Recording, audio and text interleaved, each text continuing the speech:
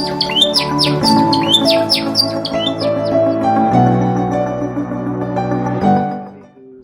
already here, welcome. We're having some technical difficulties getting in our moderator, and hopefully she'll be here in a few minutes, and then we can get this rolling. She even had a full slide presentation ready, so we're just trying to get her back in. Mm-hmm.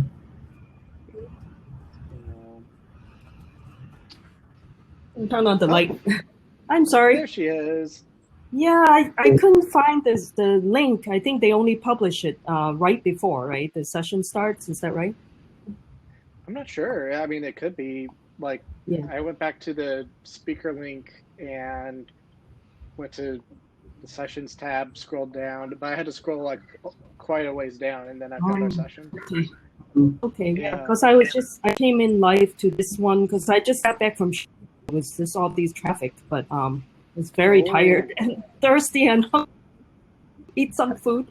But I got my iMac, an old one, albeit an old one, but hopefully it will help me with my Twitch stream. So I guess Josh, you know, yeah. My fan was so loud that somebody on the Twitch session last one says, "Is there a fan going?" I said, "Well, I think it's from my computer." So it was like working so hard, right? So there was my microphone was picking up that fan noise, and so. But yeah.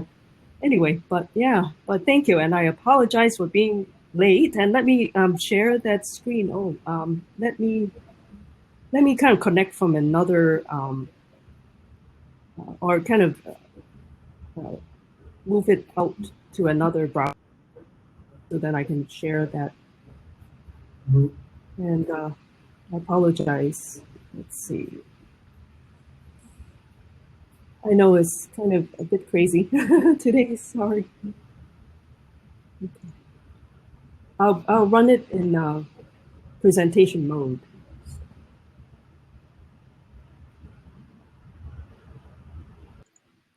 Slide. No. What happened? I clicked I clicked the wrong button by accident. Oh, so Shashank got yeah. I accidentally. Yeah. Oh no! Okay. I wasn't sure if that was like. Yeah. But he should be able to come. Hey, Stephen. Stephen just joined. I know Stephen came to my talk last week at the Global Summit. So thank you for coming. So let me be a little bit. Okay, so now it's Google Slide. So I just have to run it.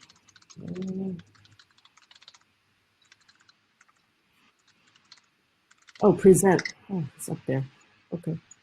Present from beginning. Oh, okay. Yep. Sorry about that. No worries. I clicked the wrong button, and all of a sudden it's like, he's got, no. Okay. I don't think they told us about that button. Okay, let's see. All right, let me start again. This present thing. Welcome, Stephen. Welcome, Lucas, and welcome, Camilla. And then says, if any support problem, let them know. All right, thank you, Lucas. I think we're good now. Yeah, we're good, and thank you for being patient. Let me start this slide, but it's kind of running in a very weird way because it's from browser, and I will have to share my monitor. This is where it's being displayed. And okay, so let me share. I'll just bring it up. And I think I can, yeah, Stephen. Oh, Camilla. Yeah, Camilla did a talk to last week on Spring Webflux. So thank you for coming to this. So yeah, okay. I'm trying to share community open discussion. Okay.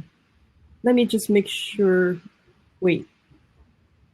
It's not that one.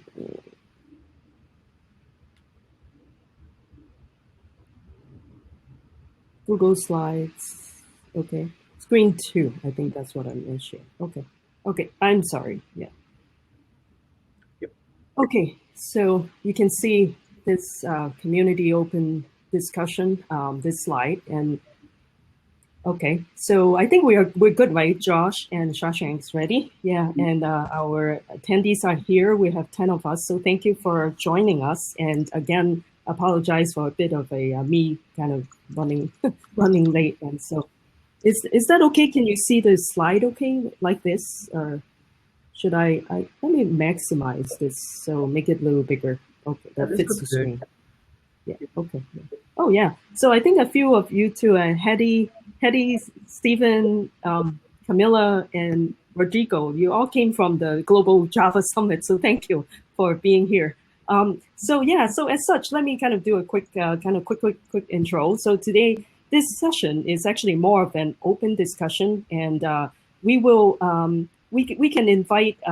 Well, after we go through the slides, we can actually invite. We'll because the slide is taking up one screen, we actually can invite two of you from the audience to come on, on video too, if you like. So then you can interact with us, or you can also ask questions on the chat as well. So that's the, how we can do this. So, okay, so let me then start. We do have kind of just a few small slides, nothing like too deep, but at least kind of get everybody together and set this topic up. And Heather is here. Thank you, Heather. Heather, by the way, everybody, Heather's here. Heather is the Java director of all the whole worldwide Oracle Java community, JCP, all these things. Heather is the lady. So thank you for being here. Yeah, so the big shot. So thank you for coming here, Heather. So again, here is just an open discussion about career trajectory. It's more like about career path. So it can be a very open discussion. It doesn't have to be anything specific. It's more like a talk, a discussion, a time for us all to be talking among us. Anything that matters to you, anything that you want to bring up, as a community, just to talk about it. Sometimes too, this kind of thing doesn't really, or isn't, we're not trying to solve a problem right here, but at least bring up some talking points so then we can start thinking about it, and that will actually make us think more and maybe help us to shape the direction that we each can be going to. So that's the idea. So, and this one is, we're led by, we are the Chicago Java Users Group here on screen. So my name is, let me go to the next slide. Okay, well, this is like why we are here. Let me kind of talk about this too. So this one, I'm not too much of a graphic artist, but what I'm trying to show is that, the paths, very often we think of traditional way might be like one straight line, but over here as programmers, actually we kind of go up and down and we veer to different, different kind of directions. Maybe, we're in a situation in which we could be doing front-end programming. All of a sudden we do a full stack, and then all of a sudden like go do some embedded programming. We can be pulled from all direction. And then maybe after a while, we feel like, have we done anything, right? In this kind of a path. And I mean, that's just an example. It can be many things. Maybe sometimes people could be doing, all of a sudden doing like testing, and all of a sudden doing release, doing all these things. So sometimes these kind of questions could come up, like, what would be a good way for us to grow, in our career? And, all of the talking points can be like infinite that we can talk about this topic area. So, okay. Now, and let's talk about who we are. So who are here today? So, and the question that we're trying to answer is, how can we navigate through shifting sands? Because this is a field that doesn't stay in one place. What is important today can all of a sudden become not important tomorrow. Something that nobody pays attention can become more important tomorrow, something like that. So I call it a shifting sands. So, okay, so my name is Mary Grygleski. I'm the Chicago Java Users Group president, and also I'm a developer advocate at IBM, and I'm based in Chicago. So with me are two of my staff members from the Chicago JUG, and I'll let them introduce themselves. And we have Josh and Shashank. So one of you can introduce yourself first, and then the other. So are you comfortable? You both comfortable? Or would you like me to? Yeah, okay. You want to say something about yourself? Hey, this is Shashank. So I am a senior developer. So I work mostly on Java, but I do a little bit on Node and Code. So I'm also a front-end developer too. So I've been in the industry for 10 years, and I'm with CJUG. So I'm a CJUG meeting director right now. Yep. Very nice. Thank you. Thank you, Yes. Shashank. Hey, I'm Josh, and I'm a software engineer, and currently Java is my bread and butter, but I also come from a strong PHP and JavaScript background, and just Java by day. I try a little bit of everything else by night. It's fun. Great. Yeah. Thank you, Josh, and thank you, Shashank. And actually, the note to kind of thing to point out is that Josh came to us. I think you came to us more after the pandemic started, and then you are the one that was recently 2 months ago. You were saying that, oh, I like to help. So that's kind of great, you know. So again, like helping out with Java users group or any kind of users group is always very good to get yourself involved with the community and doing things not just for yourself, but essentially doing for the whole community. Yeah, thank you. And Rodrigo is from New York Java 6, New York group. Thank you. And thank you for greeting us, and hello to you too. Thank you for being here. Okay. And then we have, of course, the community here too. They are you, and you're from Java community from all over the world, and my international community of friends that I just met since last week. A few of you came, and of course Heather is here. Every one of you, you are very important. So thank you for being here. So, okay, next slide. So the problem that we're trying to kind of address or kind of talk about really is essentially like, you know, are we feeling stuck? You know, that's I think like that's.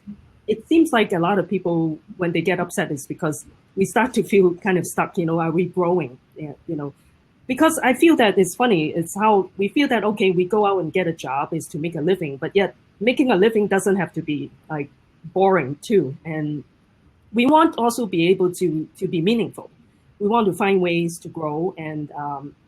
You know, to kind of essentially have more meaning in what we do. We feel more fulfilling if we find what we're doing is helping us to grow, not just technically, but professionally, maybe as a person and in every aspect of our lives. And, you know, and we're helping our families too and all that stuff. So essentially too, like I'm just using these, like I'm again, not a graphic artist, but I found this thing like this. It's more like about 2000, we're in the 21st century. So these are like, you know, we feel like at times we think we're growing, then all of a sudden we're back to square one. And it's easy in this field because we may be switching jobs or company have a big reorganization. All of a sudden they put you into a different team and you have to start from scratch and things like that. That kind of problem can crop up too. So, but that's just one of areas of that. So then we want to kind of think about what are some of the solutions to what is causing us this kind of unhappiness, right? So we invite you to share your ideas, share your stories, share,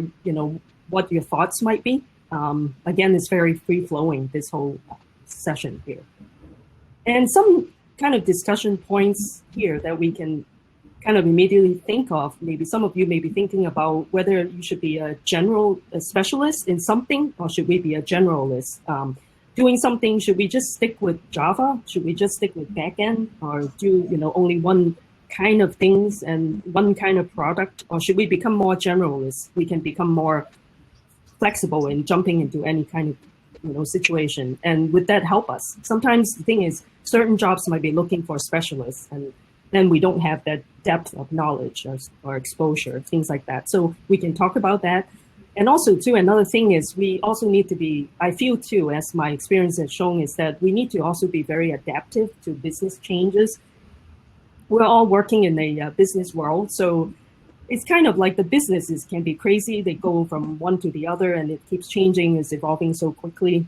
So we need to try to become more adaptive, and really we are there to, well, kind of in some ways it's true, we're there to serve the business. So it's important to understand the problems that the business is trying to solve, and then how we can be helping them.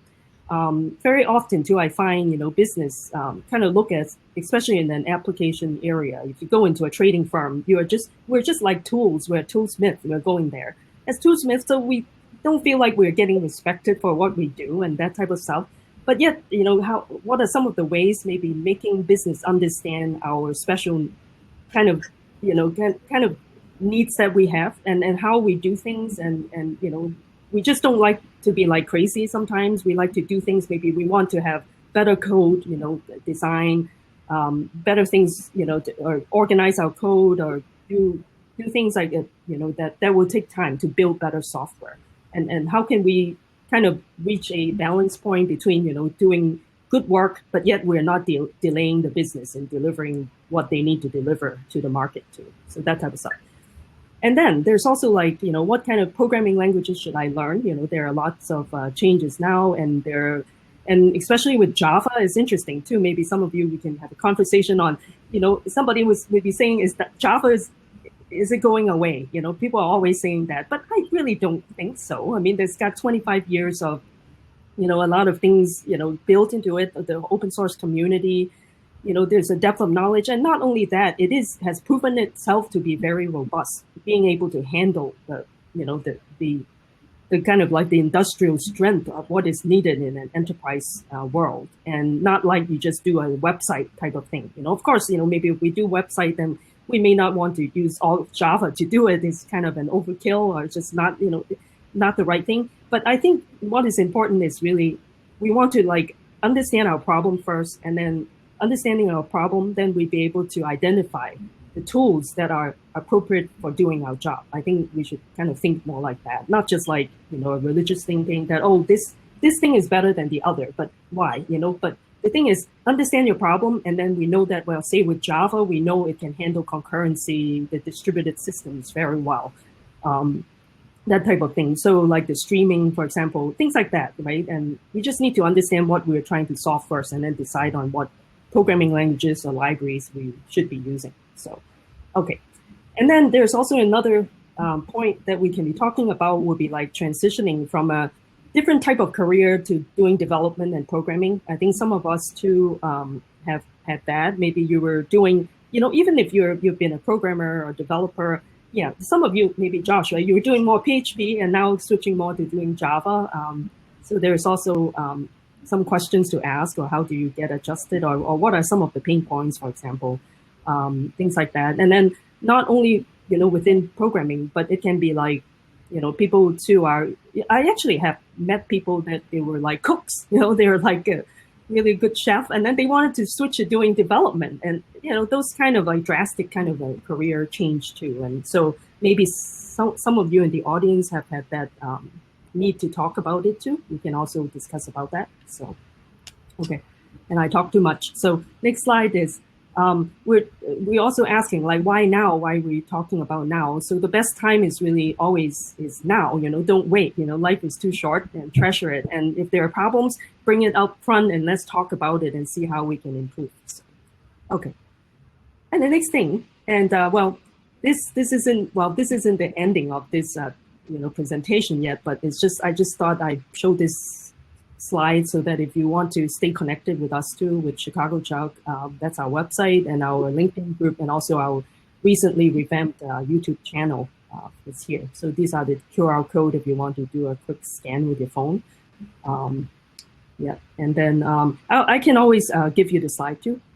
And then over here too, just wanted to also bring to your attention is that O'Reilly has a free trial training of 90 days. Some of you might have used it. It's actually quite nice. They have a lot of real good resources. So I just thought I should share with you, because they don't have any more OSCON this year. OSCON is that big open source convention based in Portland, Oregon. That they were running it for quite some time, and they were really big and have a lot of open source topics and even beyond. And in Portland, but then this year they started not doing any more in-person conference, and in fact they have shut down the in-person conferences because they not only have open source, but they have architecture, all kinds and topics too. But they decided not to do it. Instead, they're doing some digital format. And then I got invited to talk about a topic on reactive Java with my colleague Grace from IBM too. But anyway, so they were kind of giving out these codes that if you like, you can get like a free 90-day of training too. So if you'd like to do some training using, this O'Reilly will be good too. So that if you want to scan that. So, okay, so that's that. And so right now, I don't know if it's helpful or not, or maybe Josh and Shashank, do you have any talking points that you want to bring up before we ask everybody to start, chiming in? So, no? Yeah, I have one. So one thing I think we can discuss more on, like what would be the right time we move up in the career. So whether I'm ready to go to my next role. So for example, I'm a senior developer, so I'm more interested in architecture. So I'm ready to be an architect or not. So if I be an architect, so can I do this? Can I build a solutions that's worthy? So how can I test that? How can I make my current workplace? How can I simulate that in my current workplace, and how can I test it? So that's like more of a. So you need to deal with the workplace solutions and all the day-to-day work, and you want to add even this, as because we can't do this in our spare time because we want to get into managers, and we're going to go up and see how it goes, like how it's to be like an architect or something like that. That's a good topic too. I think and it's very true. How do you transition, right? Then from doing more development over to doing architecture or some and how we wanted to know we are there yet, or we need more to prepare to be at that place, or. That's right. That's right. So that will be like one topic that we can also talk about too. I can go back there. Josh, how about you? Or maybe Shashank, do you have any more thing that you like to talk about? But in the meantime, I can go back to this slide too. But sorry, it just doesn't work too good on the Google slide. So over here. So this one we can add in some discussion points. Actually, let me make it like not presentation now. I could just go back to this is very informal, so we can kind of talk about transitioning from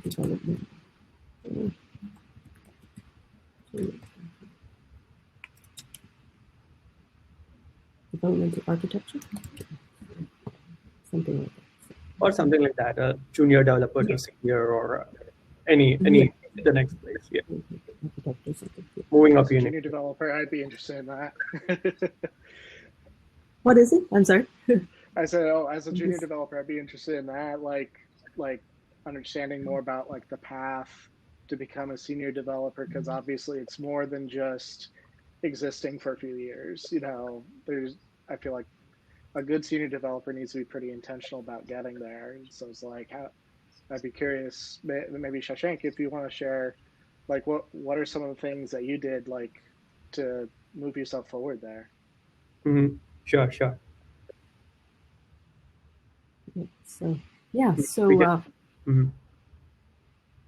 feel free to talk about it, and and then the audience, of course. Would anybody like to be on the screen too? You can. I think we can have one more right now to join us if you want to get on the screen and start talking about. Hetty, would you like to come on the screen? And maybe I won't share this, and then I can have more. We can have two from the audience at one time too. Does it seem like, or do you all feel like you like to talk, and I just don't want to impose on you because I feel like otherwise I'll be talking all the time and it's too boring, for you. So, but some of you, if you really feel like talking about maybe your career path too, that would be good. Would you like to? Then nobody has answered yet, but let me see who else. And Heather, are you still here, Heather? Would you like to say something? Maybe like any kind of, advice and career advice? Oh, great. Yeah. Heather, would you like come onto the screen? You can kind of click on that to get on the screen. And if you want to say a few words, that'll be great. Yeah. Is she in? Let me see. I click on that. Yeah. Okay, great. Okay. I'm here. Hey, Heather. I said I am her. I am her. I'm also here. I got what you're saying. Okay. What would you like me to share about? I think it would be good, right? The discussion is about like career path. Maybe you can describe how you get into the field, and you are a slightly different flavor of what you're doing. You are more the community director. You've been working with Java for a long time, and what you have seen folks grow from the career to, and and maybe some of the advice that you can give, based on what you have observed, and then your own career path. And okay, too. sure. Well, Yeah. I think probably other people's career path is more interesting than mine, but I can just share that. To start with, I think, getting into the field, obviously do something that you're passionate about. I mean, I think that's generic, but I think especially important for technical roles, to find something you're passionate about and get involved in it. So, like, even if you're not doing it now and getting paid for it, find something that you're passionate about and you want to learn, and actually look for ways to contribute to it. So learn about it, but as you're learning about it, actually, introduce yourself and make yourself known. So you can do that without being an expert. And I think oftentimes people don't do that because they think they aren't expert enough, they aren't advanced enough. I think that's probably one of the things that I've learned the most working with Java developers over the last 20 years, is that almost everyone thinks they're not good enough or their opinion doesn't matter. So yeah, but that's the thing that makes Java so great, and really any technology is great, is having different people's perspectives. So it's really important for people to share their perspectives. And now it's so easy to do that. When I started, it wasn't, open source wasn't the default method of development of software, but now it is. And so anything that you're interested in is going to have an open source project associated with it. And it's open for you to review the issue trackers, review the discussions.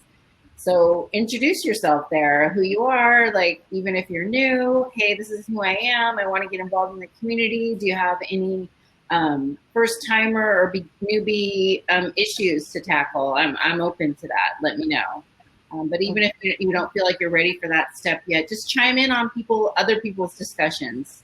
Say like, oh yeah, I found that too, or ask a clarifying question. So those are great ways to start and be a member of the community, so that a lot of people feel like, oh, I'll just study for years and years and then I'll be an expert and then, I'll try to make my contribution. But then when you do it that way, no one knows who you are. And they're like, who's this person coming in here thinking they're an expert? I don't even know who they are. Never heard of them, So it's good to start that way. Just, being a commenter, or in that way. You don't have to contribute code to be part of the community, right?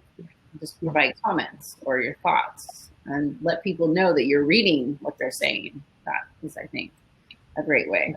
So I've seen most developers, I think it's not that hard to become well known in the community by doing those types of simple things. That's what I've seen over the years, is as people want to get involved, if they just take the time to introduce themselves and be willing to listen and share, and not think that they always have the right answer, but be willing to listen to what people have to say and take direction and follow through on what they're told. So like, if you say, hey, I'll do this easy fix, bug fix, actually do it, right? Like, follow through on what you say. So that's what I've found with a lot of people who get really excited about making contributions. They say they want to do it, lead agrees, and then they never do it, right? So that's really bad. So if you just follow through and do what you say you're going to do, I mean, that's all. Every project lead I've talked to, that's really welcome. They're looking for help, but they actually want people who are going to follow through and do what they say they're going to do. So once you do that, I think you'll start to meet other people in spaces outside of your immediate area. Even now, in this time when everything's virtual, you'll meet people in the project. They'll start to know you, and they'll think of you as someone who they can count on to be part of the community. So that's what I've seen in terms of, people can go from no one knowing them to being, one of the most well-known people in the community just by doing those simple things. Yeah. And then if you are a newbie, another great way is speaking at virtual events or in-person events. So even if you're learning a new technology, giving a talk about your experience learning that is really helpful. So a lot of people want those beginner talks now as well, because not everyone is an advanced developer. So it's good to have a mix. So even if you think, again, you're not ready to give a talk or you're not an expert yet, you can just position it as, I learned, X technology, and this is how I did it. It can be something that simple, and your perspective is valuable because other people want to learn it too. Developers have to learn new things all the time now, and you're not just going to know one technology. So you're always going to want to be learning new things, and people like to hear the experience of other people because there's a lot of commonality in terms of other people's experience that can apply that to their learning and help them to retain the knowledge better and have a better experience learning new things. That's right. Yeah. So yeah, public speaking, unfortunately, #1 fear of most human beings, but one of the best ways to advance your career. Yeah. You're right. Yeah, that's right. Yeah, I mean, even I have to say about myself, I was never really a speaker. I got kind of nervous too. I mean, there are various reasons. They're also cultural too, from my, particular kind of, how I grew up, right? That my community, but people in general don't go out and talk and just not considered the same as it is in the US, for example. But being in here for so long and then with this industry, and also I started to get myself involved, in fact, with the Java users group, and it's a really great way because you meet people and then there are opportunities to speak, and I do find out that, it's a great way to grow. Yeah, when you start to talk in front of people, actually, I'm learning things as I am presenting too, because then I was like, okay, now I better kind of make sure that I make myself clear, and I have to know actually very deep in order to be able to talk about a topic, for example. So so that's that's true. Yeah, Java user group talks are a great way, and that's the other thing that's a hurdle for some people. They feel like, oh, what if they ask me this and I don't know? Nobody knows everything anymore. Everything's on the internet. If you don't know, say go look it up on the internet. Oh, that's a great question. I'd like to know the answer to that. Does anyone in the audience know the answer to that? Or let's look it up right now. Or what do you think? I mean, you can't possibly know every answer, so don't let that stop you not having all the answers. You're right. Yeah, very true. I think especially a certain type of person, like perfectionist, wants to know everything. Like, if I don't know everything, if there's a possible question they could ask me and I don't think I know the answer, I shouldn't be speaking on this topic. That's right. Yeah. Stephen just put in a really good comment. He says, I'm an expert to what's on my slides. Yeah. Yeah. That's right. Yeah. And there's more than one way to do things too. There's more than one right answer. Yeah. Exactly. And but the best presentations are interactive, especially the online ones. So yeah, if you don't know something, it's a great way to pull in people and stuff from your audience. Yeah, that's right. Mm. That's right. Yeah, it's true. Yeah. Very true. Great. Yeah. Okay, well, I should drop off so someone else can join and share their. Yeah. Oh, no problem. Thank you so much, Heather. Yeah, thank you. Okay. Yeah. Good seeing you. Okay. Yeah. All right, great. Yeah, thank you. Yeah, would anyone like to come up here and talk and share your experience? Stephen, would you like to say something? Or Hetty, would you like to say something? Share your experience. Rodrigo, and who else? I think somebody. Camilla, if you're still here too. Lucas, and I think this is all I know. I think for those who are saying something, but I'm not sure if there's other folks. How can we find out who are actually online in this session? I can't tell, right? Unless somebody said something. Yeah. So he says, I need some courage. Maybe if we all simultaneously be like, one of us. That's right. Yeah. That's right. Yeah. Stephen, Hetty, you need some courage. Okay, Hetty, I'll let Stephen, right? Yeah. Okay, you so great, Stephen. Thank you. Hey, Stephen. Mary. How are you? Good seeing you again. Good to see you too. Yeah. All right. So, what do you want me to share? Yeah. Tell us about what you do and how you get there. Maybe are you happy, and what advice do you have, and have you done speaking engagement or presentations so far in what you have been doing and that type of stuff? Just share with what you do with the audience. So. Oh, okay. So I haven't done presentations in terms of in the community space. but at work, I do presentations more like demos. So I'm working as a full stack developer for PlaySafe systems, and we are in the micro gaming space. In other words, we provide online gambling softwares. And I joined the company beginning of this year, and I've been working in various projects like from service mesh, and also implementing REST APIs using Spring Boot. So I'm a Java developer, and also I have got experience on the front end, mainly with Angular. Okay. And I would say my journey just started when I applied for a degree program at one of the universities. And I wanted to be a chemical engineer, but then unfortunately they gave me a computer science program.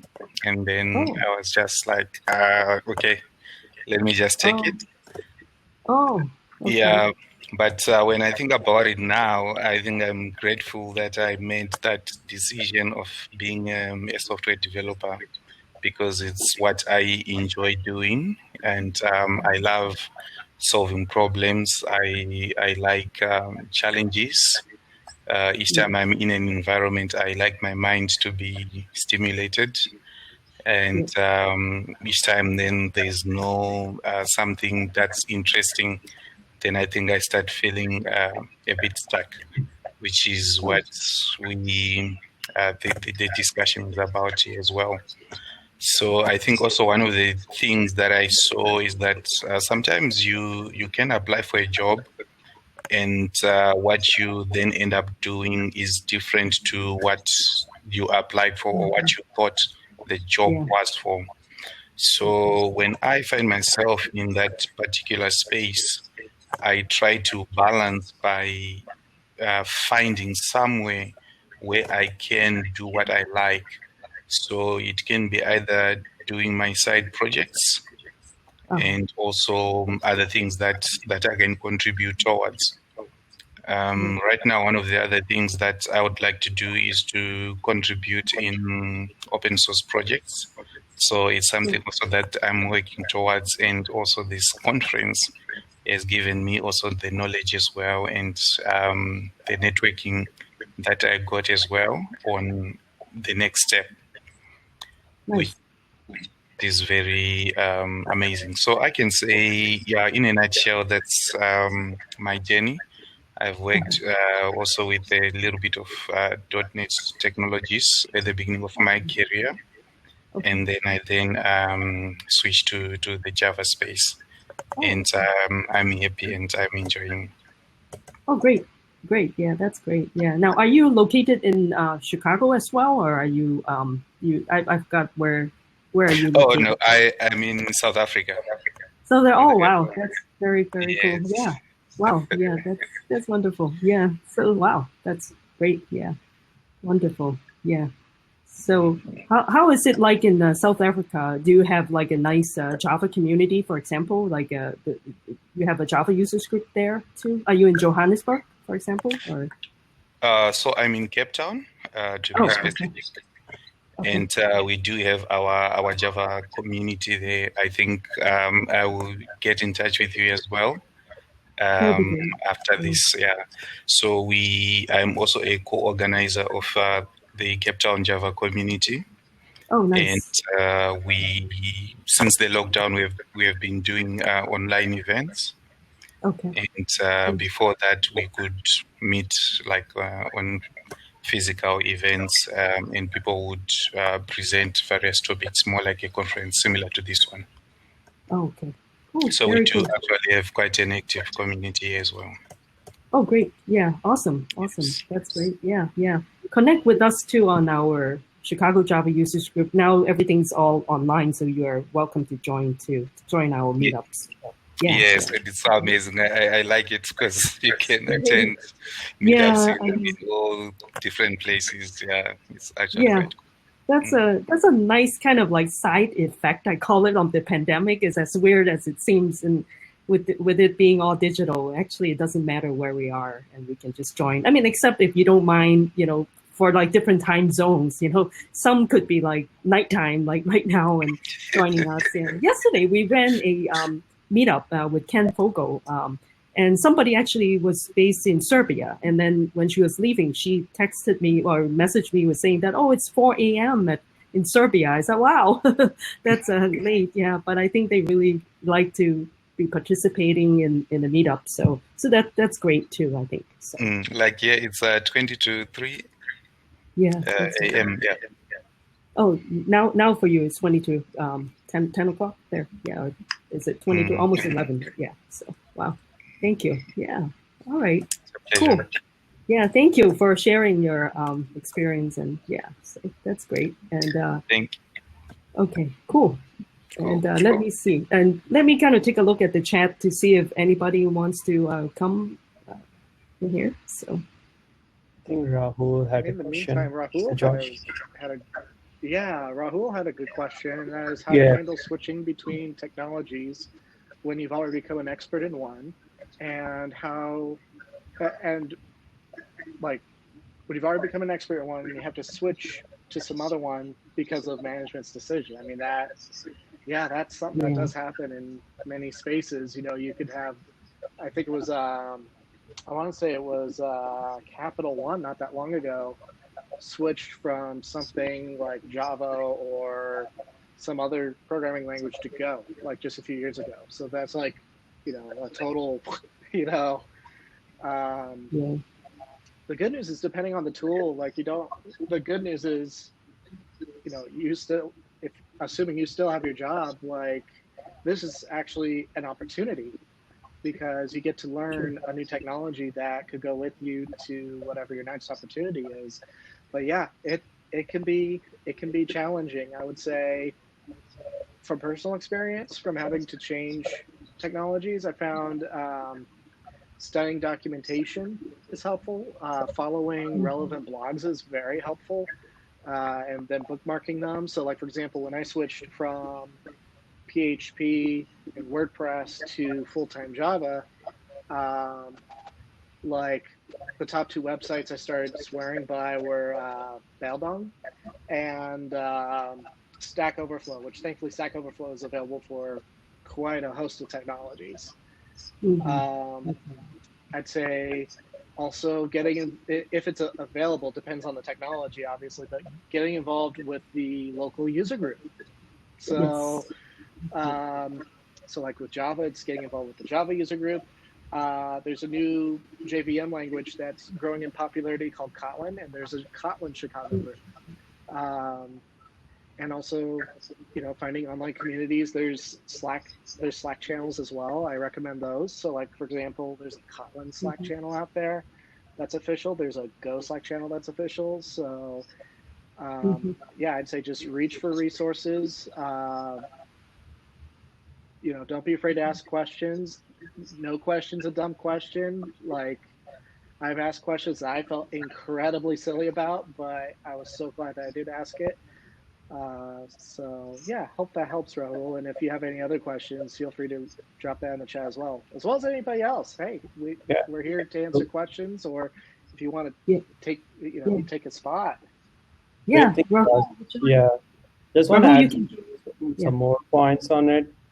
So so I think, I've been in the same place. I've been mostly working on Java for 8 years, and due to management decision, I had to change to Go. So what are all the resources, and I was just looking at Go for Java developers. So where if you go compare what's happening in Java and how do you do that in Go. So I think that's you get a more sense of how it's happening. And being a polyglot is a good thing, right? So you get to know how each thing can be done in different places, and and it also helped me out in the job search and looking out the good projects and everything. Another thing is getting to open source, getting in the starter projects. If you're into Go or Node.js, get into starter project with open source platforms and go on the GitHub, and you can try out and seeing that. And looking at the comments over there, you make sense of how each thing can be done and all that stuff. Yeah. Mm-hmm. Yeah. Totally. Yeah. Yeah, I like to add too. I think it's always good, always kind of welcome new opportunities to grow beyond your expertise in some area. And I think that's how you can keep growing in this field is you just have to be open, remain curious and open to learning new things because things are changing really fast. And in order for you to, okay, let's put it that way. We're not like traditional career, like a doctor, a medical doctor. You become a doctor and then you keep kind of building up on your doctor expertise. And this is like, well, it keeps changing. The change is the only constant in here. So in order to grow, welcome the opportunity, embrace it when things needs to be changed, in your way of doing things, however it is, always be open. I think that's how I kind of approach it too. I've been doing this for a long time. And for Java, I started in 2000 actually at Sybase. Back then was Sybase. Now it's SAP, part of SAP, but with the app server development team. So that's how I started doing Java. That was still called J2EE at that time. If you were young, not like me, like old, not like me. So, but anyway, so there was J2EE, and then I moved to Chicago in 2004 and then involved with more mercantile exchange and trading apps and a couple manufacturing places. But for me too, was kind of good because even if I got into places like trading company, it's very different, right? The traders, they have a different mentality. You have to be more like, wow, you have to really be tense all the time. It seems like at times, right, with trading apps. And so different. They're focus more on like, say, low latency systems, high frequency, that type of stuff. So you learn about those things. And often I get into like manufacturing place and their stuff is more about supplier chain and how do you kind of have all of these supplier that comes into your manufacturing pipeline, things like that. So you also at the same time, not just learning about the programming thing, but you're learning about the problem that business is trying to solve. And that's it actually even better because then it gives you a more kind of holistic approach to how you do things. If you understand what the problem is that you're trying to solve and then apply the right tool set to solve your problems. I think that's what is important. We're a solution. We should think more of ourselves as solution people. We solve problems using the tools that we're really good in, I think. So. Yep. So adding to that, Mary, so I could say one example where what my previous workplace have done on transitioning from Java to Go.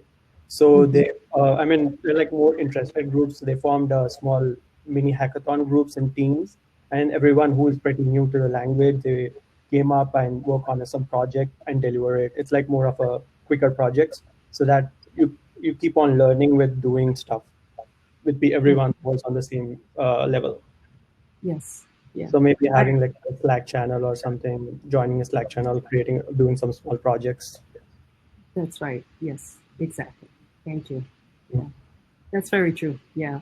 Actually, having hackathon way to learn too, like it depends. I actually participated in some hackathon before in which I kind of got randomly like pair with people. It's actually great because even though I didn't know the people, but you get to know them well and you work through a problem set within 2 days of like quite intensive planning and coding and leading to all that. Yeah, it's a great way to learn. Yeah, I agree. You get new ideas and you get new approach to the problem. Exactly. Yeah. More. Yeah, that's great. Yeah. Exactly. Yeah. And I think, and then we have Rodrigo saying intelligence is the ability to adapt to change. Stephen Hawking. Yeah, that's right. Very true. And did somebody try to get on the screen for a second? And yeah. Maybe. Please, yeah. Yeah, I tried to add him just now. I think Hedy was trying to. Oh, Hedy. Okay, Hedy, come on, Hedy.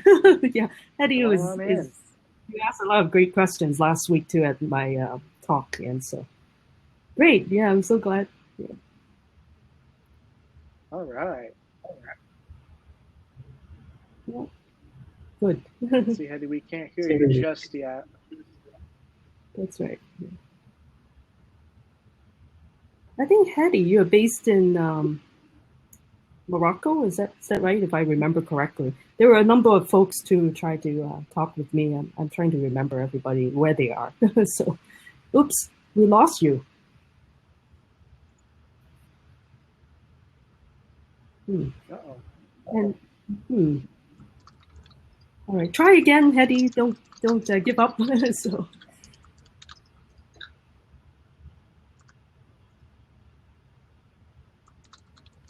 Oh yeah, Rahul. Thank you for your feedback, Rahul.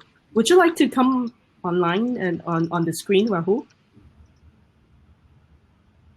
Rodrigo, would you like to come too? Come say something.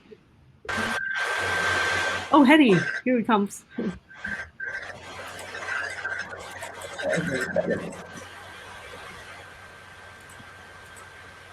Hello? Hello, Hetty. Hello, I'm sorry about the webcam. I couldn't make it work. No problem. Okay. I need some courage when I talk in public. You're good, yeah. Thank you.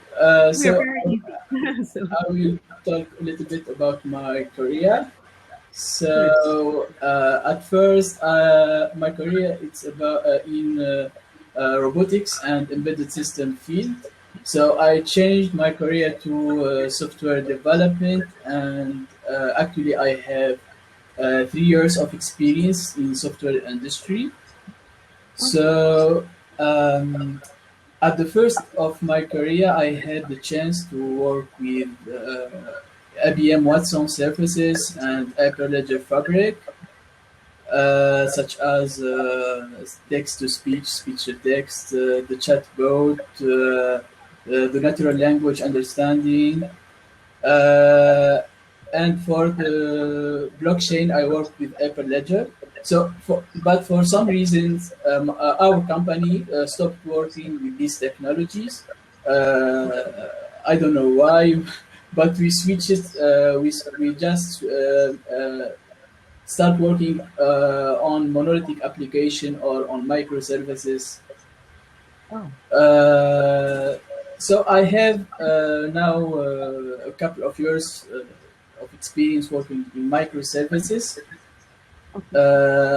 I want to improve my skills in that field. So if I will talk a little bit about microservices, we use single responsibility for every microservices. We use for communication, sometimes HTTP communication like FAIN or REST template.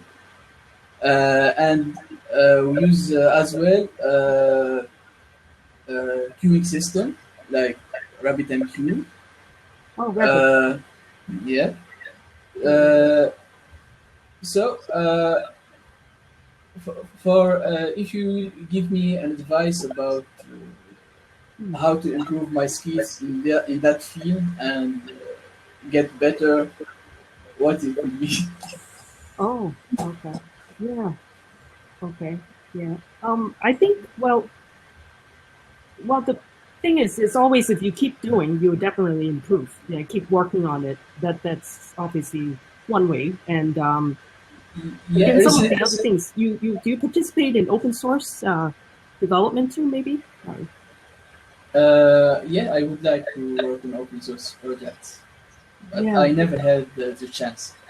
Oh, okay. Yeah, you should look that up. Actually, I was gonna say, well, I'm now kind of involved too. Eclipse, for example, Eclipse Foundation, we have MicroProfile, for example. There will be a project good to work on as well. It's more Java J2E or JEE, like Java Enterprise Edition, but it's more catered for more microprofiles for microservice architecture. So if you want to get involved too, let me know, and we can get you. We can start contributing too. That'll be one thing, or there are many other projects too. But that's just one I can think of. If you want to get involved with that. Yeah, that would be good. Yeah.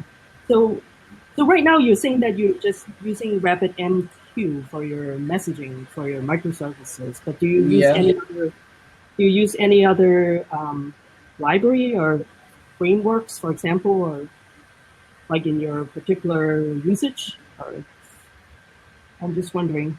So. I didn't get the question. Oh, I'm sorry. Yeah, I was just kind of wondering too if you like what do you develop like certain kind of framework for doing your microservice? And do you use, like, for example, is it cloud native too? Do you have like, or yeah, for say deployment, right, of your microservice, that part too? Do you use like OpenShift, for example, something like that, right?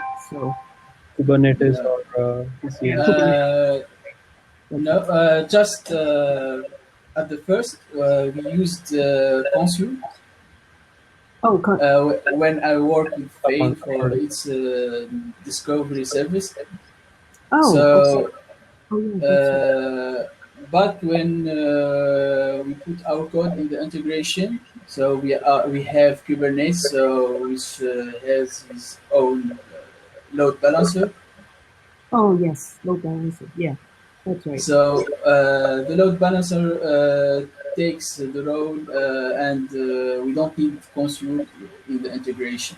So just I use it for myself in the local environment while I have some Docker. Docker, yeah, yeah. Sure. Yeah, but for the RabbitMQ,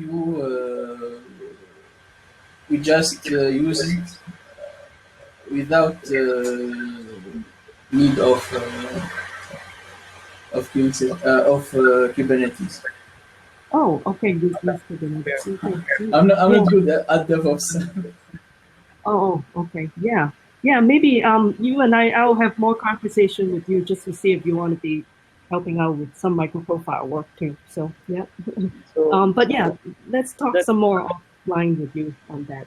We can go. Another thing to add on, Mary, so it's like another thing, Hedy, so it's like for microservices, right? So I've been working on microservices for a long time, but recently I came to know about the 12-factor app. I mean, if you're familiar with it, so it's like a more of an industry standard best practices that you follow when you are designing a microservice.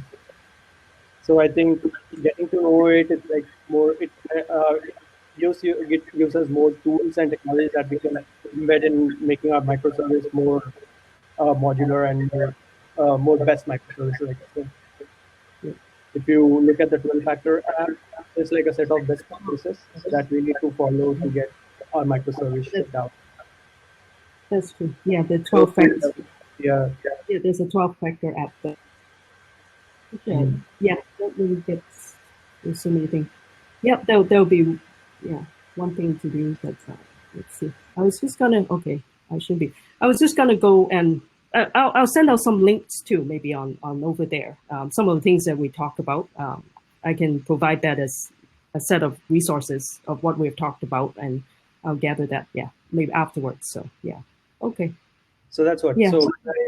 So regarding the microservices, when you start on it, so it's like an ocean, but yeah, whenever you get it to the 12-factor and you get to into details, so that's like it makes more a little simpler. I'll just say the microservice so we don't forget it. Microservices. Yeah. Okay. That's right. Yeah. Yeah. Microservices is more like an abstract kind of way that we're talking about how we structure our application, our system. Yeah. There can be many ways of doing it. But yeah, one of the ways, the 12-factor apps too, that's like a nice methodology for doing that. Yeah. That's it. Yeah. Like I said, I was just going to look up some article that I know at my company too. Another speaker actually has spoken about that. So I thought, let me look that up and I can share that resource with you, with everybody too, and with Hedy too. So yeah. Okay, that's cool. Well, thank you. Yeah, thanks for sharing, Hedy. Appreciate that. Yeah. And we have, well, actually we're almost time. Yeah, for the 1 hour is up, but I think we are allowed to stay in this room for as long as you would like to. Well, for me, I'm fine. I can stay longer too. If anybody wants to stay, please feel free. But otherwise too, yeah, it's supposed to be ending at 8. And but would anybody like to share your story too? I can. You can get. We can have you on screen, Rodrigo, maybe.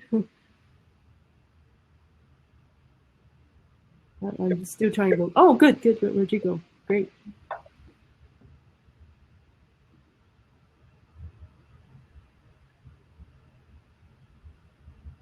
It takes a bit of time for it to load up. delay. Yeah. Oh, here you go. Hello. Hey, Bruno. How are you doing? Hey. Hi, Rodrigo. Hi, Mary. How are you doing? Hey, Rodrigo. Hello, Bruno. Mary, I have a Good to see you. Good to see you. Mary, I have a question for you. Sure. So wait. Before you do the question, Rodrigo, because I just have 1 minute. I just want to say hello. Yeah, and thank you, Mary. Thank you, everyone from the Chicago Judge for doing this. Unfortunately, my connection is not very good right now, so I don't see Shasha's and now Joshua. So I only see Mary and Rodrigo right now. Oh. So I don't even. I'm not even sure if I hear them. So thanks for doing this. It's awesome. And we want to do more of that, right? We want to do. I was actually talking with Bob in the other room a few minutes ago, and we're talking about maybe we can figure out a way that we meet all the JavaScript groups. Yes. And have a discussion among user groups doing this. So thanks a lot, Mary. It was awesome that you jumped into this. Thank you. Not everyone should participate. Thanks a lot. Thank you, Bruno. It's a great idea bringing the worldwide community together. Thank you so much. Thank you. Yeah. So I'm going to drop here because I was supposed to be at the main stage at 10. Okay. Right? So okay. Gotta go there. Great. All right then. I'll catch you later. Thanks. Yeah. Thank you. Sorry, Rodrigo. Okay. No. Anytime. You're the boss here. That's right, Bruno's boss. Okay. Yeah, Rodrigo. Yes. So, Mary, you have a great career. I think a lot of people inspire on you and had a big admiration on you. And you succeeded in an area that is mostly occupied by men, right? That's so being true. a female is even harder. So what advice you have for other women that are starting the career or thinking about joining the career on IT? Thank you. Well, first of all, thank you for your very kind words. I do have to admit, kind of be honest to confess on that at some point in my career, I did think about switch to doing something else. I did think about that because it was just there was a lot of frustration. I don't know which microphone. I hope it's not mine, but okay. So I did actually think about switching to doing something else primarily because it was just. I was just getting frustrated. Again, it is very true, largely men, the environments that I got into, even to this day, I think my small team of 4, I mean, I have Java advocacy at IBM, they're all 3 guys and me. And so, yeah, so it's very common, becoming kind of common. I'm just so used to it now. And thank you for your kind words. I think maybe it's interesting too. I think it's definitely I felt this calling that I like doing software work. I have to admit that I may not be as deep as some of those guys. When they are like I said, if you talk about some specialists, they really get very deep. That's all they do. They open their mouth. They'll be talking, about their thing. And I don't get so deep into that. But I certainly have a strong interest in and curiosity in learning too, even if I don't understand. And I would really ask questions too. I think one of the things, and I'm curious, and I would try to find answers out. I think I would encourage everybody to feel comfortable asking questions. I used to be scared, and I also have to say too, part of myself too is interesting is that I grew up in a household. I have an older brother. He's 3 years older than me. He's very geeky. But he's less of a software developer type. He's more a hardware networking guy. He's extremely smart, and he just born with that nature of capability. And I remember I didn't understand something. I would ask him, and he would be so annoying. He would be saying that you won't understand even if I explain to you. So see how I was being kind of grown up in this environment, like not encouraging. But for some reason, I just deep inside me, that's always this calling, maybe just saying that, well, just keep doing because I'm interested. So I'm still being drawn and kind of persisting on following that voice in me, I think. So I like to read up on things that are technical stuff, and I just have this natural tendency of wanting to know. So that helps. And I feel that, yeah, if I have to go back to, I'd say I need to correct anything, I would tell myself, don't be afraid, just to, don't be so self-conscious too. As part of it is that, I used to be like shy and not talk about things or try to avoid the issue, but don't feel like that. But also too, don't come out annoying too if you want to know something and people don't seem to be receiving you well, I think. But just be kind of, how can I say, like just be in a way so that you're not annoying to other people, but you still want to get the answers that you need. And just be sincere. I think that's what it is. Be sincere, maintain your curiosity and be sincere and be persistent in what you're trying to pursue. You want to understand something deeper, understand it thoroughly. I think I also tend to be a very thorough person. If I want to know something, I really want to know. I can go a little bit crazy, but also at the same time, it's just myself because it also gives me peace of mind. I understand something thoroughly, exactly like that. And then I have more kind of, I wouldn't say control. Control feels more like I'm a control freak, but no. But it's just more like I have more knowledge about something, then it gives me power.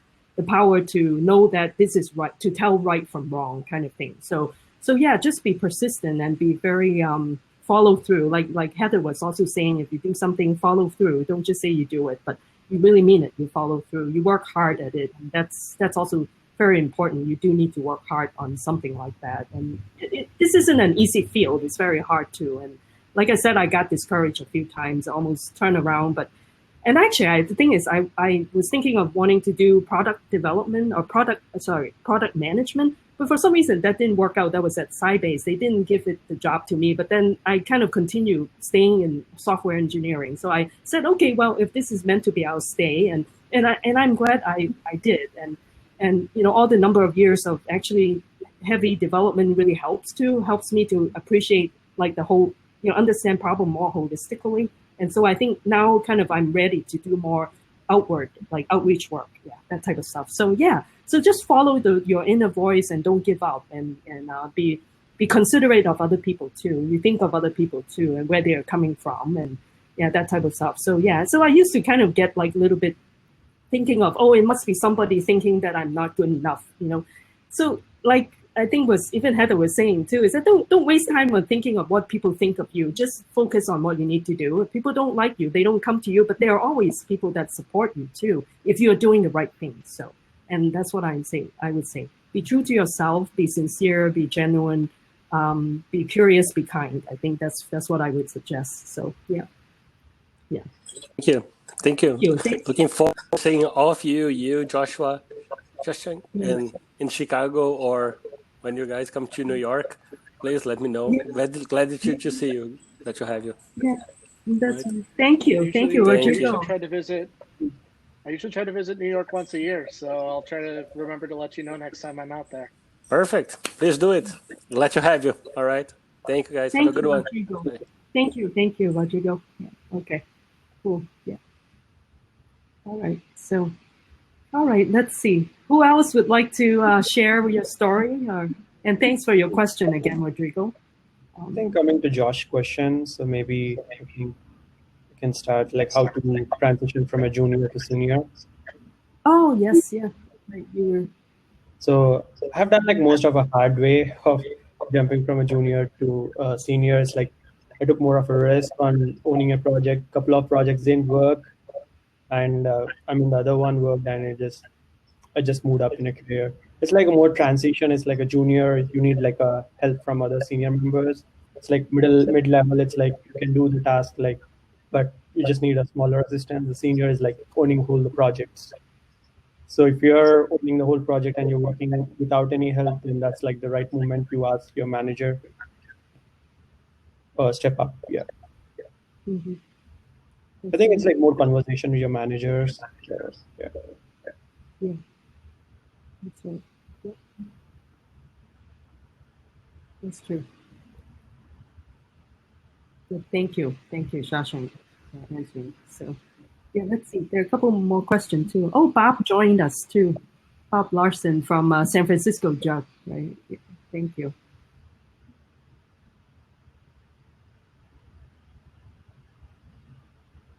Okay, and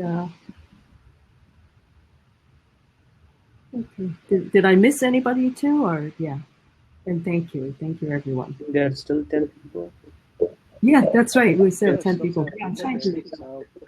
I mean, if nobody else has any questions or anything else to share, I can share a little bit about my story because it's just a little unconventional. Sure. So my first Java project was while I was a PHP developer. So this was back in like 2011. My expectation going in, I think somebody brought up, expect that you may be given something outside of what you think you're getting into when you start a job.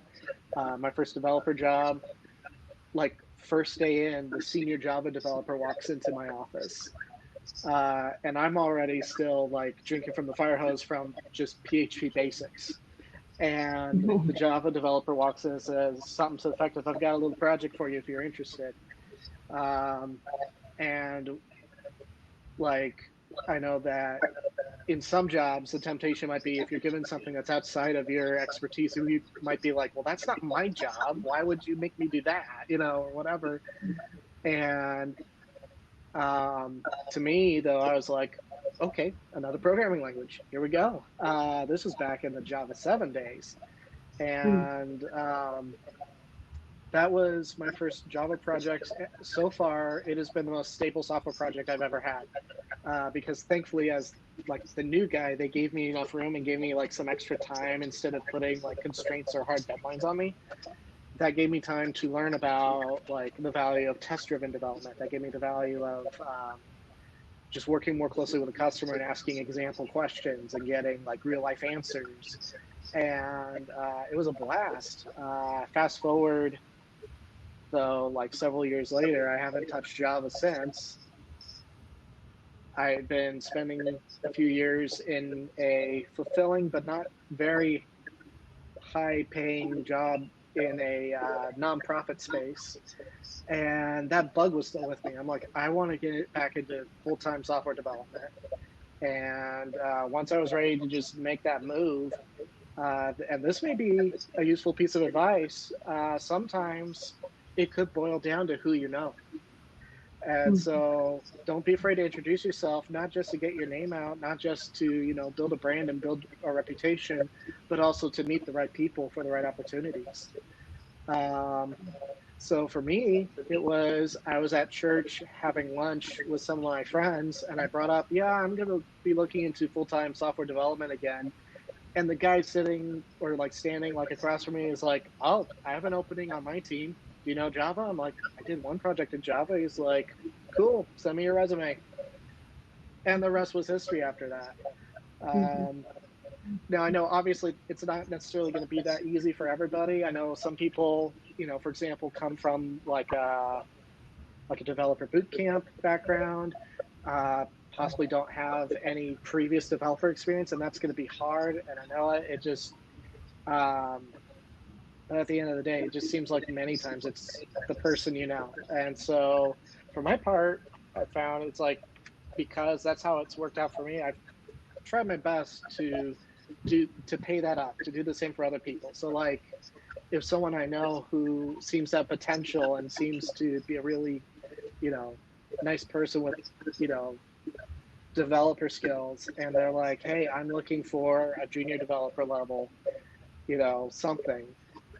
What I like to do is just to be able to either reach out to my immediate connections or even see if there's an opening on my team, and just see what happens from there. And I know that getting developer positions can seem daunting. They can seem scary, especially like with the jokes we see on social media where it's like, we need someone with 20 years of experience in the Swift programming language. And it's like the Swift programming language came about in 2013, 2014. That's right. So it's like some of those things may seem scary, but many times it seems like if you can just demonstrate, that you have it, that you know what you're doing. And especially if you like just know somebody who's in the software developer industry and you're just trying to get in, and you just reach out to them and say, hey, I'd like to get into this. You never know where that could take you. That's right. That's right. Yeah. That's what I've seen, like many entry-level job positions with like 5 to 6 years experience. Yeah. It's like, that's called a senior level position. Yeah. That's right. Yeah, exactly. Yeah. Yeah. That's right. Yeah. Oh, Svetlana is here too. Do you want to get online, Svetlana? I didn't even know you were here. Yeah.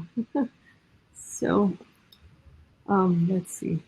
Okay. I have a question, Mary. So how do you? So how's like a advocate, developer advocate position? How's your day like? I mean, how do you get into a developer advocate? So I mean, what's your path to a developer advocate like that? Yeah, advocate. For me, interestingly, yeah, that's something I should bring up. How I got into advocacy as a full-time person, it's interesting too. That was actually after I started helping CJUG, and I started helping at around 2016. And because it was, I was starting to come to a lot of CJUG meetups, and then Bob actually was saying, "Oh, why don't you help?" I said, "Okay, let me help." And then there was also a lightning talk too. And I used to be very shy. And I said, I'd like to do a talk. And Bob was the one that says, yeah, go ahead. And Freddie too. They're like, oh, come on, don't worry. Just go do it. And they're so supportive, right? So it's always good to go to JUGs. And JUGs people are just always, I mean, I can say, on behalf of JUGs, so welcoming, right? So forgiving. You make mistakes, nobody cares. I mean, not to say they don't care, but everybody really want you to succeed is how I feel. So anyway, so that's how I started doing this. And then I also realized that I like it too. In some ways, if you're doing JUG, kind of promotion work is outreach, right? You're reaching out to developers, you're scheduling events and things like that. So when IBM happened, that there was the job opening, and then it was just right timing. And then I applied, so that's how it worked out. And I really like it. I found out I really like it. And so, and it's also too, is that it's like beyond just you doing programming. I mean, programming is only one aspect of it, but you really have to have an amazing combination of your interest level, your technologist. You need to know your stuff and know how to do coding and things like that. And you don't have to be expert, but at least you have pretty solid skills and to do that. And then also, you're also a teacher because you're out there to teach people and communicating to people. So communicator, and also a performer because you don't want to bore your audience. You need to know how to engage your audience too. So, and then the other day I was also thinking, wow, I actually need to be somewhat of an artist too, because I'm also doing events. So some of the things I need to put up like little, posters or something on my slides and make it a little more, at least more colorful or something. So I need to be an artist too. And then also a travel agent, because when I travel, nobody helps me at my company. It's all just a system. You need to input your travel requests. And there are also lots of paperwork, by the way, at IBM. I think a lot of big company will do that. So I have to file all these travel and all that. And you have to file your travel, reports too, expense reports. So it's really like a whole set of skills you need to have in order to do like advocacy work. But if you really like, the variety of things, if you don't mind context switching, I call myself like a context switcher, like right now, because I have to be, I may be like, especially organizing events, then there will be other speakers or people want to talk. Then there will be like emails, people coming in and ask you about things. And so I have to be like doing a lot of email correspondence and talking with people too. And then there are also my community, right? There are people that I'm meeting now and they would like some more information. So I try to make sure I follow up too with questions that they're asking. So that aspect of like you're building up your relationship with your audience too. So it's like developer relations, right? So yeah, it is a variety of different skill sets too associated with this role. It is very interesting. I myself, I like it a lot. Maybe not everybody like it, but I would think that, it's really a combination of interests and kind of, your knowledge area to be on this job. So, yeah. So, yeah. So if anybody is interested too, I'll be happy to talk with you too about developer advocacy. Maybe different companies have it differently, but that's just where I am. I ended up doing like a variety of many things. And not to mention too, you need to be a writer too, because I have to do blogs and writing articles and yeah, like information like that. So designing a workshop, for example, things like that. So yeah. But then at the same time, I also have people at my company that are also helping each other out too. So that's also good too. So yeah. Yeah. But thank you for your question, Shashank. Yeah. So yeah. So yeah. So, and does anybody have questions? Svetlana, are you still here? Would you like to come online too, Svetlana? I'm trying to see too. I think it was Camilla. Maybe Camilla left too. I saw Camilla here earlier. Like I said, Camilla is from Brazil, and she's the Spring Web Flux expert. So, yeah. So. And is it Lucas still? Lucas was here earlier. I don't know if he's still here. Can't see the attendees, right? Yeah, that's why I cannot see. Actually, just say 8 people. So I think, or 8 on screen. I wonder if it's 8. Is it like people? And oh, Hedy, yeah. Yeah. I'll try to share my screen. I have some time. Yeah, your screen is just showing like orange. Yeah. I don't know how.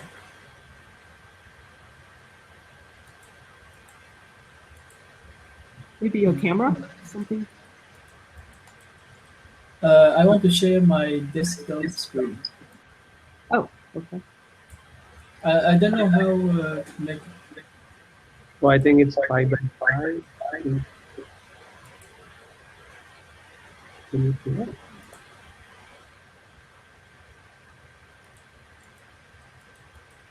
Oh, Solana, you want to get on? Okay, you know what I'll do? I will unshare my screen here. Then Solana can then get on.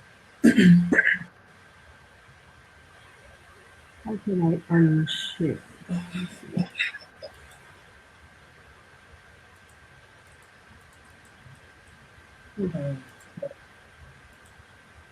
Okay.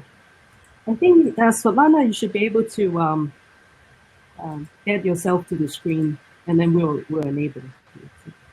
Yeah. Oh, you mean Hedy? Yeah. I'm training for the public speaking at the same time. I will try to show you something. Sure. So I will try to speak more fluently this time. Okay. Sure. So I tried in this example to make a Bff architecture for microservices. Oh, okay. So I made an example. So I will share my thoughts, and it would be great if you correct me. So here we have 2 blocks. So the first block, this part, and the second, it will be this. So for the first block, here we have our Bff microservices, which will communicate with the client. And here we have our microservices. So the communication, it will be with the RabbitMQ. So here I use the RabbitMQ because, for example, when a user requests the microservices doc, then it needs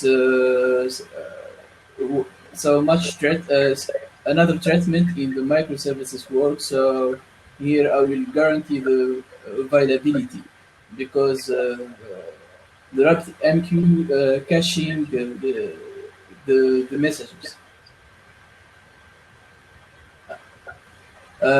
So about the communication between these 2 blocks, so I used the air socket. Yeah. So you use air socket.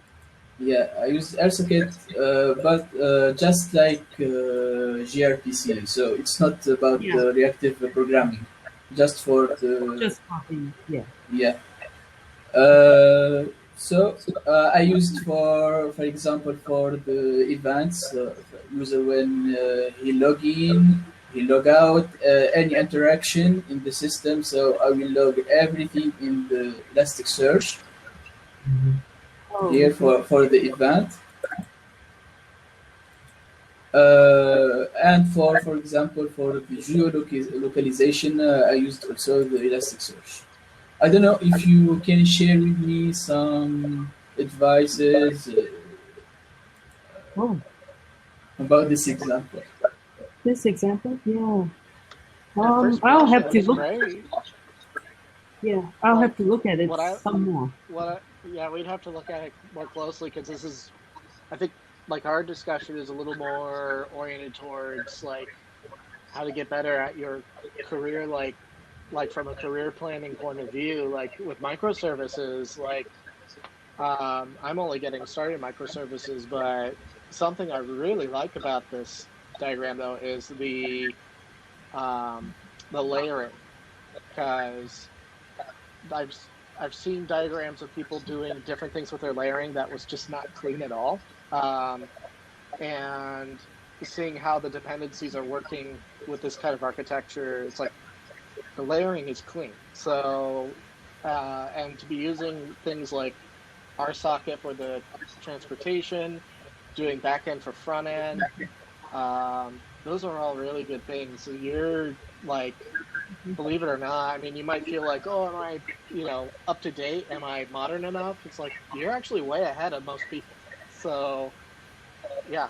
This is really good. Yeah, I think so too. Yeah. That's great. You have that. I would love to have a separate session and have you explain more too, and then we can look deeper. Yeah, if you like. Yeah, Hedy. Yeah. So and then you and I are already connected on LinkedIn, right? So you can send me a message there, and we can have a Zoom call too. And then if Josh and Shashank like to join in too. Yeah, I would definitely like to join. Yeah, I just wanna. Yeah. If you want to. Like a few Yeah, even if you want to talk over the weekend, that would be fine by me too. I'm kind of crazy to get online. I think you're like super cool. So I appreciate that so much. Thank you. Yeah. And Hedy, where you are located in Morocco, is that correct? No, I'm in Egypt. In Egypt. Oh, okay. Wow. So wow, amazing. That's cool. Yeah, that's close. I think Egypt. Morocco, I mean, still kind of in the African continent. So. I'm sorry. I don't have the habit to talk in English, so I struggle a little bit. Oh, no problem. I used to speak in French. Yeah, you were fine. No problem at all. Thank you. That's amazing. Yeah. So, yeah. Oh, my LinkedIn. Yeah, Stephen. Yeah, that's right. Yeah, my LinkedIn. Yeah. My LinkedIn profile, by the way, Stephen, you're asking, you should be able to go to my profile. I have listed my LinkedIn too. So if you click on that, that should bring you there. So, and Hedy, thank you. And I'll communicate with you. I think it's late for you there, right? Hedy, you're already like... Yeah, it's 3 a.m. Oh my. Okay. Have some sleep.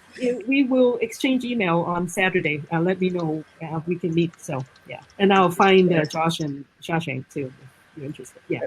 And I think, I don't know if Svetlana, thank you. And I think Svetlana was here, right? Yeah, earlier. Svetlana, did you want to get on? I think we have 2 more screens now.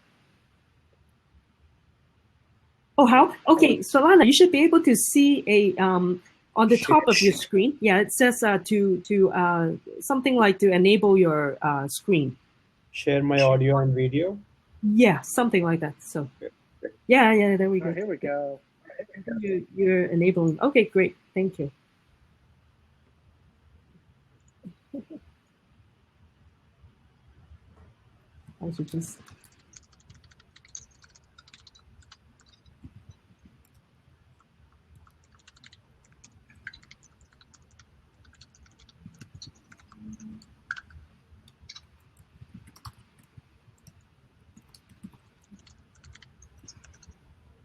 Where's I thought Svetlana was online and then she dropped. Sometimes there's a delay. Oh, here we go. Oh, here we go. Yeah. Hello. Svetlana. Hello, I didn't know you were here. How are you? Yeah, wow. Great. Yeah. Good. Good to see you. Good to see you too, Svetlana. Yeah. So. Yeah. Thank you. So, yeah, I think when Josh was telling his story, he inspired me to share. You can hear me, right? Awesome. Yes. Yeah. Very well. Thank you. Yeah. So I came to the US from Russia for graduate study a long time ago, and then I worked as a software engineer for SPSS, implementing statistical and machine learning algorithms for many years, and then IBM bought SPSS, and I continued doing the same. And 2 years ago, I changed my career a little bit, and I became a developer advocate, and I met Mary very soon after that, and we worked together for 2 years. It was a lot of fun. That's right. And now, but I always wanted to apply those algorithms to real life problems. So now I got the opportunity to change my direction a little bit. So now I want to become a data scientist. And if you have needs, I'm open for suggestions. I'm actually working with a small startup and analyzing their data, and it's fun, interesting. I think I'm getting some results. Not sure exactly how good they are, but I think they will be helpful for the business. So let me know if you have any openings. And also I'm a meetup co-organizer for Chicago ML and work with Mary on CJAG. Svetlana, yeah, thank you. Yeah, and I think you will be. That's right. And Svetlana is working on with the data break, right? To have the have a session on Apache Spark, right? For at CJAG. I would like to organize this session on Spark ML. Yeah, both for Chicago ML and CJAG. But the guy from Databricks is not returning my messages, so I'm not sure. So maybe we'll have to do it without him. Yeah. Okay. Yeah. Okay. No problem. Maybe it's Svetlana. You can get it set up. That would be great. I'm sure there will be some of our members or audience here want to join the session on the Spark ML. Right. So, thank you. So. Yeah. So it will be a virtual session, so anyone can join from anywhere. Thank you. Thank you. Thank you for having me. Good night. Thank you. Thank you, Svetlana. Thanks for sharing. Thank you. Okay. Yeah. Great. All right. I think we have, so there was like we have 7, so 1, 2, 3, 4. I think looks like Stephen and Hetty, they both have to go to bed now. They're late. So Hetty, thank you so much for joining. Hetty, you need to be in bed at 3 a.m. So yeah, and so is Stephen too, right? Stephen, you are in Cape Town, and yeah, so wow, that should be also very late too. Thank you for staying up, yeah, that late. And let's see. I don't know who else might be on. So 1, 2, 3, 4, 5, 6, and one more. Anyway, and whoever is there is it Rodrigo still here, or there's 7, right? I don't know who else it might still be here. Just to make sure, whoever is still on. Okay, so 6. So 1, 2, 3. Okay, well, then maybe that's all. I think it must be just Stephen and Hetty, and they're heading out too. So. All right, so I think then we should be good. I think most folks have kind of come online and spoke, so thank you. And if you're still here and still would like to say something, please do now. We'll give you a minute or so. If not, then we probably will end the call pretty soon. Or what are your thoughts, Josh and Shashank? Are you probably tired to want to get going, right? So. Oh yeah, it's great. Yeah. It's great connecting with people. So great art, great stories. I think it let me inspire more. So I just want to do some more from tomorrow, something more. Sure. Yeah, that's great. Yeah, I think this is good. Yeah, because it's like no pressure. It's kind of relaxing, right? It's not like a high pressure tense thing. This is good too.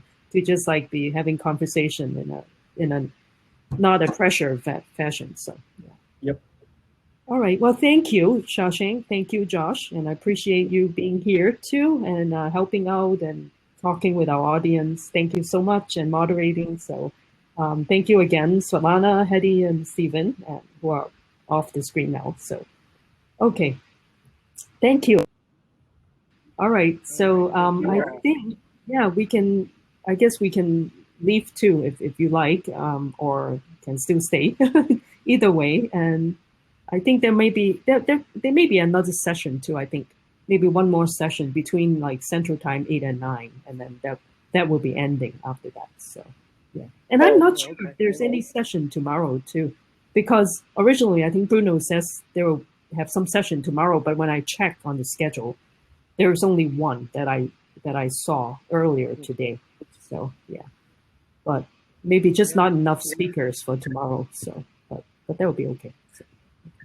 Yeah, man, I've really enjoyed how this system, this hop-in systems really works for collaboration. Like, I feel like this was like the least friction and the most like feedback we've gotten Yes. Like, yeah, it was really good. Yeah, me too. I like it. I think the one thing that I would like it would be better is to be able to see the people that are here in the room that are not online. Yeah. I think it would be great.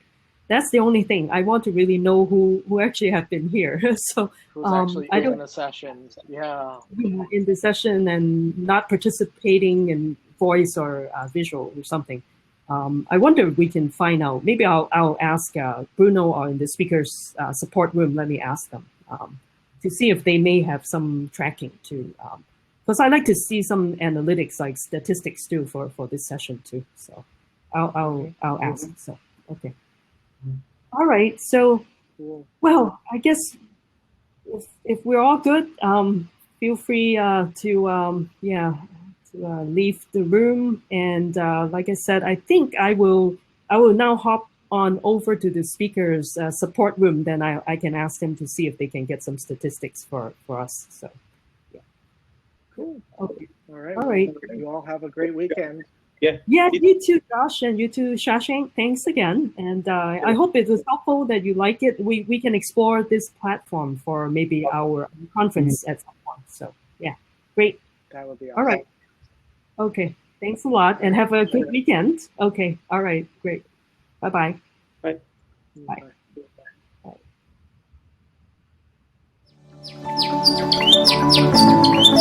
Bye.